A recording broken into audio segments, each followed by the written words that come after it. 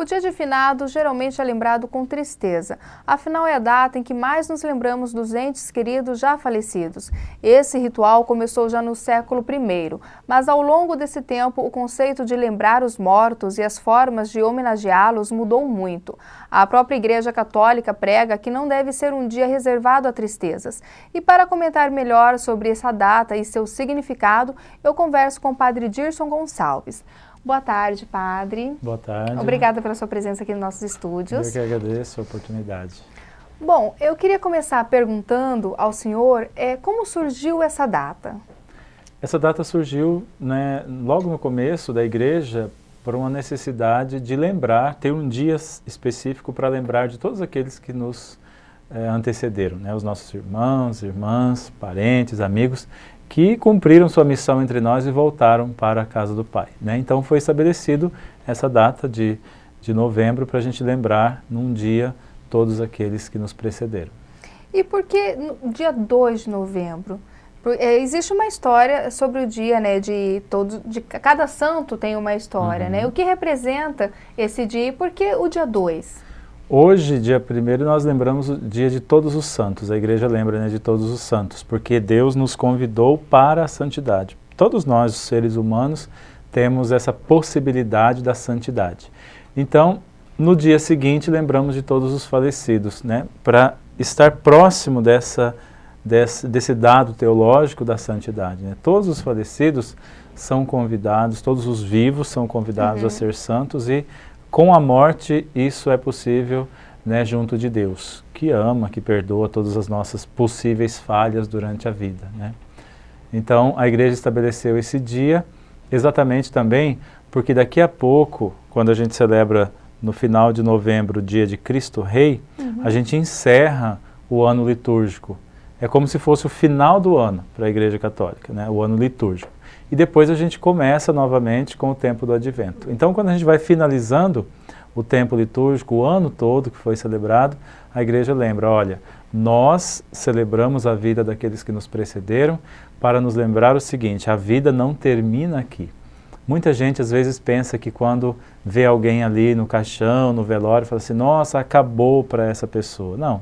Aquele momento, para nós que temos fé, aquele momento é um momento de passagem para a vida eterna. Assim como um dia nós estivemos no ventre da nossa mãe, e não queríamos sair de lá porque estava confortável, mas fizemos a passagem para esse novo espaço que é o mundo. Quando chega o tempo determinado por Deus, a gente faz outra passagem, aí sim para a vida eterna. O senhor acredita que a sociedade atual, com todas as mudanças de valores, ela ainda valoriza essa data? E por que ainda é importante dela ser lembrada? Acredito assim que a nossa sociedade ela é muito preocupada com o aqui e o agora.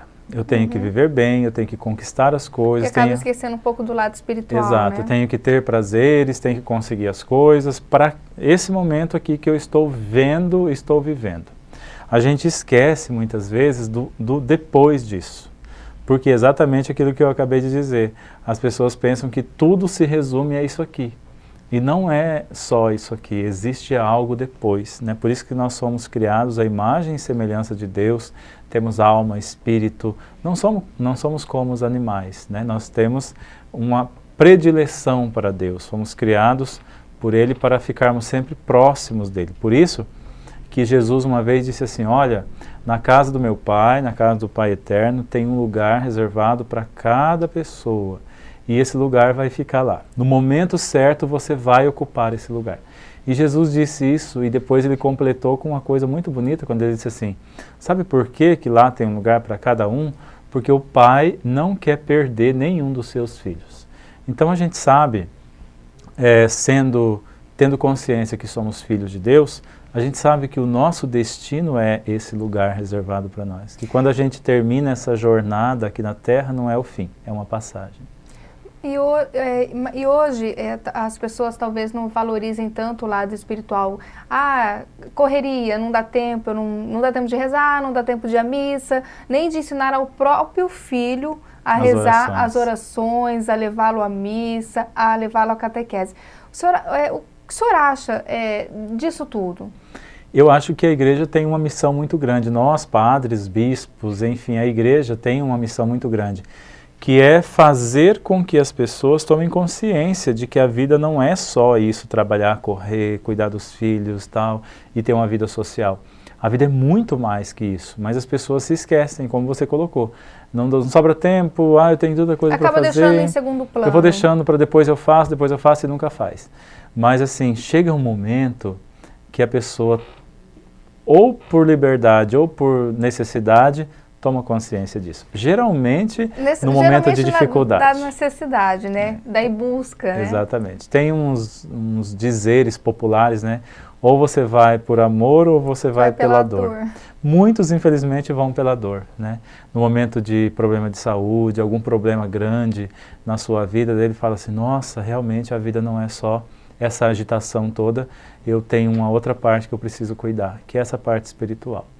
Acho muito interessante, também no meio de tudo isso, pessoas que conseguem conciliar seu trabalho, sua correria, com o lado espiritual. E você pode prestar atenção e ver que essas pessoas são mais felizes, são mais realizadas, porque elas são equilibradas, entendeu?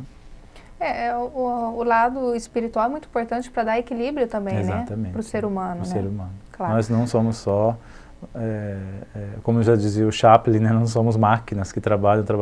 Nós precisamos desse lado humano, espiritual, né? Mais interno nosso tem que ser cuidado. E o que o senhor diria para confortar essas pessoas que ainda sofrem, que não conseguem sair do luto? É uma questão delicada, porque a gente conhece pessoas realmente que não conseguem sair, né, desse momento do luto. Deve cultivar a experiência da fé, porque só pela fé, só olhando para o mistério da vida e da vida eterna e também para Jesus Cristo, a gente vai entender que aquelas pessoas que já partiram, elas estão bem. Elas não estão sofrendo, elas não estão tristes, elas estão bem. Elas estão junto de Deus. Isso é que é importante a gente tomar consciência. Outra coisa que é muito importante a gente tomar consciência é que as pessoas que Deus coloca na vida da gente, seja filho, marido, esposa, enfim, as pessoas que Deus coloca na vida da gente, elas não são nossas. Elas são de Deus. É Ele que nos coloca essas pessoas. Para a gente criar com essas pessoas laços, afeto, carinho, para a gente se cuidar uns com os outros, se proteger, mas tudo em nome desse Deus. Por exemplo, os filhos. Geralmente as pessoas falam assim, não, isso aqui é meu filho e é meu. Não, os filhos são presentes de Deus para você. E Ele confia esse presente para você. Mas é bom sempre lembrar que pertence a Deus. Então, quando um filho cumpre a sua missão, a gente pensa que o natural é primeiro os pais falecerem, depois os filhos. Mas quando isso acontece é o inverso. Existe uma resistência muito grande de aceitação, né? Porque a gente está muito apegado àquilo. O que leva, né? Às vezes, muitas pessoas à depressão e que chega até à morte, né? Sim, tem pessoas que não conseguem fazer esse desligamento, né? Essa passagem, e entra em depressão e até morre mesmo. E missas amanhã? Amanhã, então, no Santuário do Perpétuo Socorro, nós teremos 5 missas, né? Às 6 da manhã, às 9 da manhã, meio-dia, 3 da tarde e 7 da noite. Em todas elas vamos fazer a bênção das velas, porque também é tradição, né? Acender velas no dia dos finados. Muito obrigada, Padre Dirson, pela sua presença aqui e pelas suas informações. Obrigado, eu agradeço, e um bom feriado, um bom dia de finados a todos.